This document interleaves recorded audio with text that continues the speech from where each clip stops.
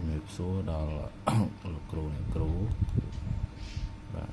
នេះតកតងនឹងការបង្ហាញដែលការរៀបចំយើងធ្វើផែនការថ្នាក់រៀនរបស់យើងចឹងផែនការថ្នាក់រៀនរបស់យើងជាទូទៅយើងមានច្រើនសិចបាទចឹងដើម្បីឲ្យផែនការរបស់យើងទាំងអស់คล้ายទៅជាមួយសិតកំបាញទៅជាមួយសិតចឹងយើងមានរបៀបចូលទៅធ្វើនេះជាផែនការចឹងដែលមានសិតច្រើន1 2 3 4 5ចឹងខ្ញុំមាន5សិតចឹងនៅក្នុងសិតមួយនេះយើងចង់ធ្វើឲ្យសិតទាំង5នេះទៅជាសិតតែមួយហើយយើងអាចធ្វើជាសិតនៅក្នុង Excel ក៏បានឬក៏ PowerPoint ក៏បានបាទសំទោសPDF ក៏បានចឹងនៅក្នុង PDF បាទឥឡូវខ្ញុំសូមបង្ហាញតទៅនឹងការធ្វើឲ្យខ្លះជា PDF ដែលមានច្រើនសិតបែបនេះសិនទី1យើងត្រូវបើក file របស់យើងសិនមកបាទមុននឹងយើងធ្វើឲ្យវាទៅជាសិតតែមួយបាទអញ្ចឹងយើងត្រូវបណ្ឌិតនៅក្នុងសិតមួយថាតើសិតមួយនោះស្ថិតនៅក្នុងនេះមួយអញ្ចឹងយើងយកពាក្យ view ពាក្យ view ហើយយកពាក្យ page press បាទអញ្ចឹងមើលនៅក្នុងសិតមួយតើមានការធ្លាយនៅនេះហើយបើសិនជាវាស្ថិតនៅក្នុងកន្លែងនេះទេចង់មានន័យថាវាអត់មាន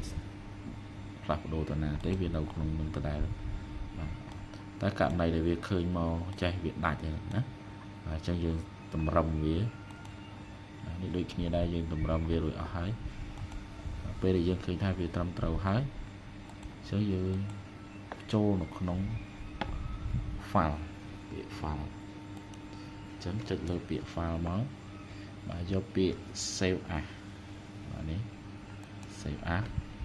អញ្ចឹងកាលណាយើង save as ហើយអញ្ចឹងយើងយកទៅដាក់កន្លែងណាបានដែរឲ្យតែយើងពេញចិត្តអញ្ចឹងខ្ញុំដាក់នៅក្នុងផែនការគ្រូ2026អញ្ចឹងកន្លែងនេះគឺជា file name ខ្ញុំដាក់ទី 8A ផែនការគ្រូតាមមុខវិជ្ជារូបវិទ្យា2025-6អញ្ចឹងដាក់ឈ្មោះខ្ញុំពីក្រោយ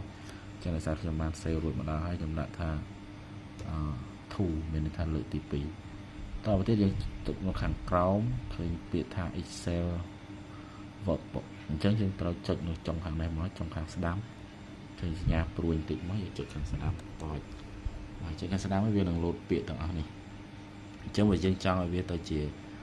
file ក្នុង Excel ក៏បានបាទយើងបញ្ជាក់ខាងលើនេះយកលើមកតែយើងចង់បានជា PDF ដើម្បីផ្ញើត្រឡប់ទៅកុំឲ្យវាលោតអញ្ចឹងយើងចុចជា PDF ពេលដែលយើងចុចជា PDF ហើយវានឹងលោតបែបហ្នឹងហើយយើងមានពាក្យមួយខាងក្រោមប្រើថា option អញ្ចឹង option ចុច option មក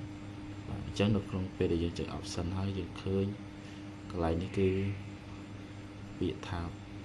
page rank page rank អញ្ចឹងយើងចុចអាហ្នឹងហើយបើសិនជាវាលោតអាហ្នឹងទេយើងចុចអាហ្នឹងបាទរួចហើយយើងក៏លេខមើលថានៅក្នុងនេះមានពាក្យបាទ entire workbook អញ្ចឹងចុចលើពាក្យហ្នឹងមកបាទអញ្ចឹងចុចពាក្យ OK បាទពេលដែលយើងចត OK ហើយយើងនឹងឃើញទម្រង់បែបនេះដដែលប៉ុន្តែចុចចុងក្រោយគឺពាក្យ save អញ្ចឹងពេលចុច save ហើយបាទវានឹងលោតទៅក្នុង file កំបាញបាទកំបាញคล้ายទៅជា file តែមួយនេះខ្ញុំស្រួលឲ្យមើល